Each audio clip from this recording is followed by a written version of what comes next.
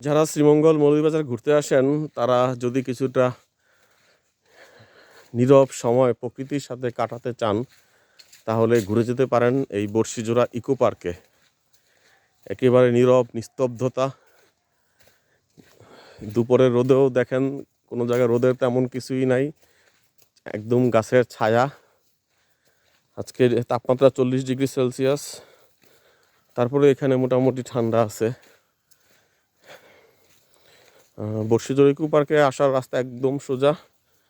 আপনারা মৌলভীবাজার শহরের যে মেন ঢাকা বাস স্ট্যান্ড সেখান থেকে অটোতে করে 10 টাকা নেবে, কোর্ট বলবেন, কোর্টের সামনে। কোর্টের থেকে সিএনজি আসে, 15 টাকা বা 20 টাকা নেবে, বর্ষিজোড়া ইকো পার্কের সামনে নামিয়ে দিবে। জায়গাটা মোটামুটি খারাপ না, 1.5-2 ঘন্টা সময় কাটাতে পারবেন ঘুরে ফিরে। ধন্যবাদ সবাইকে।